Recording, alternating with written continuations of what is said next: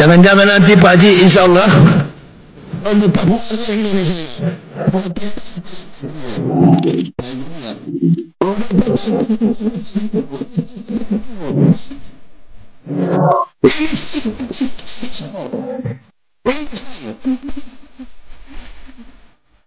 Siapa sangka keinginan beliau, Ustadz yang... Detik-detik Ustadz Yahya Waloni meninggal dunia saat khutbah Jumat di Masjid Makassar. Hari ini kita dikejutkan oleh kabar duka yang datang dari Makassar. Ustadz Muhammad Yahya Waloni, seorang mualaf yang dikenal lantang dalam dakwahnya, meninggal dunia tepat saat menyampaikan khutbah Jumat di Masjid Darul Falah, Makassar. Bayangkan, beliau berpulang di atas mimbar saat menyampaikan khutbah tentang keimanan dan tauhid. Kalau kita lihat dari sisi iman, itu adalah salah satu cara berpulang yang paling mulia. Ustadz Yahya Waloni bukan sosok yang tanpa kontroversi, tapi justru disitulah nilai perjuangan terasa. Beliau dulunya adalah seorang pendeta, tapi memilih jalan hijrah, masuk Islam, dan berdakwah dengan semangat luar biasa. Kalau kalian punya kenangan atau pandangan tentang sosok Ustadz Yahya Waloni, coba tulis di kolom komentar. Setuju nggak kalau beliau adalah contoh orang yang meninggal dalam keadaan mulia? Meninggal hari Jumat, hadisnya sahih, man mata yaumal jumu'ah, siapa yang meninggal pada hari Jumat, uqiya min azabil qabri, dijaga, dipelihara pada hari itu dari azab kubur. Dari kapan startnya hari Jumat itu? Tahun baru 1 Januari, startnya jam 12 malam. Kalau awal hari dalam Islam, ketika tenggelam matahari, petang Kamis tenggelam matahari, azan maghrib, itu sudah masuk hari Jumat. Meninggal dia setelah maghrib, setelah isya, setelah subuh, setelah Jumat, setelah asar, sampai terakhir waktu mau masuk maghrib, habis. Itu dimaksud dengan hari Jumat. Di antara tanda orang husnul khatimah.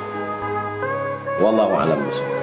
Assalamualaikum warahmatullahi wabarakatuh. Ustadz Abdul Somad ya di akun Instagramnya menceritakan tentang Ustadz Yahya Waloni yang telah berpulang ke rahmatullah ya kemarin pada hari Jumat 6 Juni 2025 di saat beliau khutbah Jumat.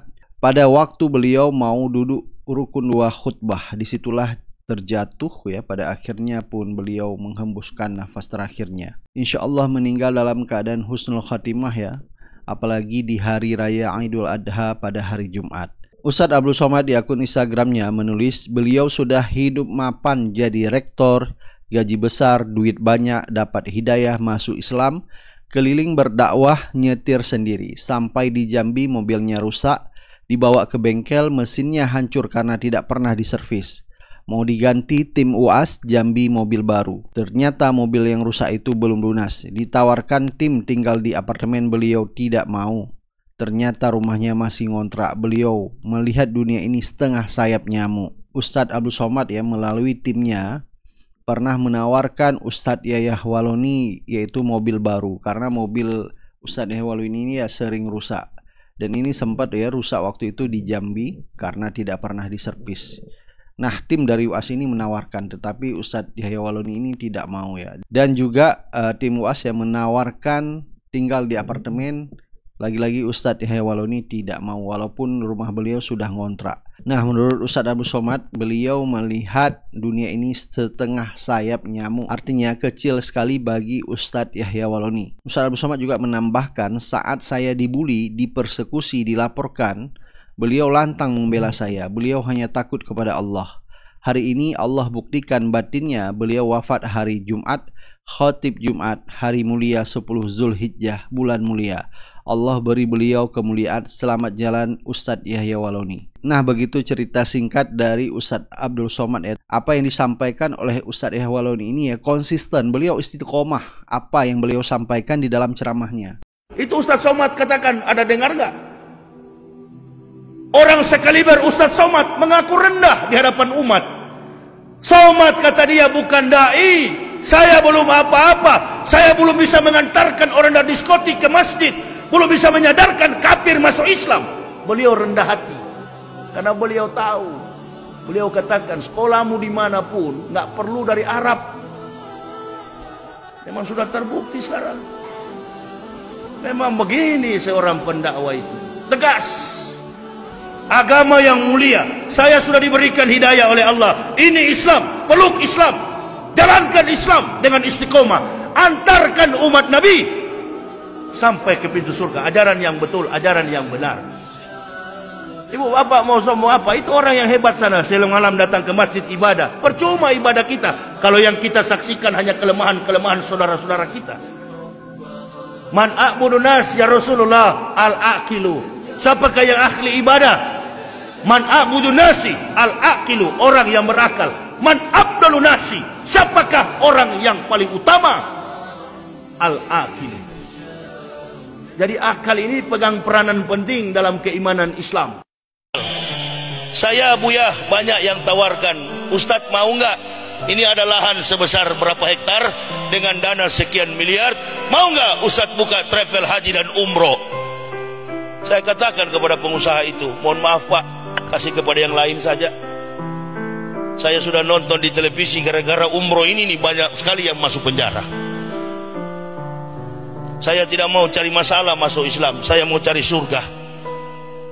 Biarkanlah saya dibilang hina begini oleh orang kafir, tapi saya mulia di hadapan Allah.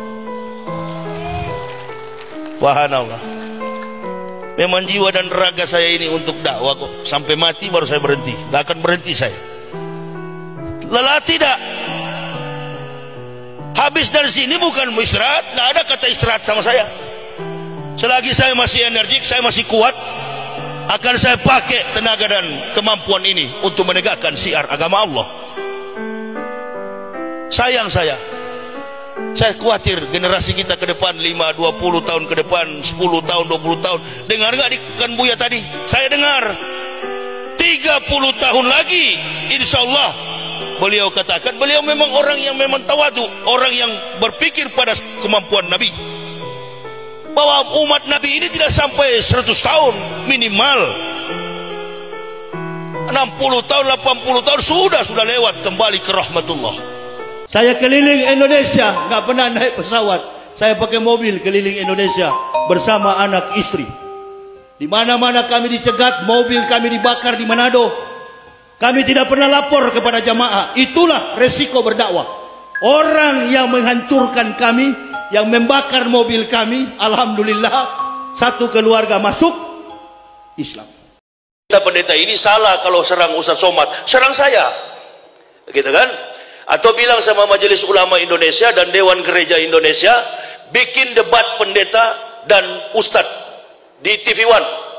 Damai Indonesiaku dakwah, tapi di TV One Indonesia Lawyers Club itu pendeta-pendeta yang menantang Ustadz Somad, tantang saya yang paling tepat. Karena saya Pak Dedek, mungkin kita beda kelas.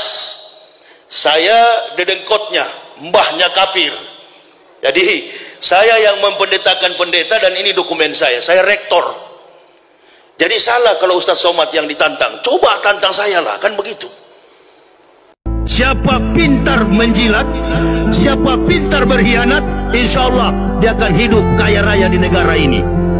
Siapa yang tidak pintar, siapa yang melawan arus, maka mereka akan terhempas, mereka akan hancur satu demi satu. Dan ini yang kami rasakan dalam kehidupan kami. Sekalipun kehidupan kami dalam kondisi begini, untuk menyerah bagi kami tidak ada peluang sedikit pun. Kami tetap setia, kami tetap membela agama ini, karena inilah yang menyelamatkan kami. Siksa di dunia ini hanya sementara. Apa yang kita rasakan, penderitaan, makan minum, itu hanyalah hiasan. Tapi kebahagiaan di akhirat, itu yang memberikan kepada kita bukan karena Jokowi yang kuat, bukan karena Jokowi yang kuat. Siapa? Dosa kita semua. Ini dia. Terlalu banyak orang munafik. Saya curiga jangan-jangan pejabat-pejabat kita ini 80% adalah golongan munafik. Adalah golongan munafik. Jadi untuk apa kita berjuang? Kalau hanya bilang ustaz, hanya bilang kiai, Allahu Akbar. Kiai ustaz disorok 1 miliar, 2 miliar, 3 miliar. Yang mulutnya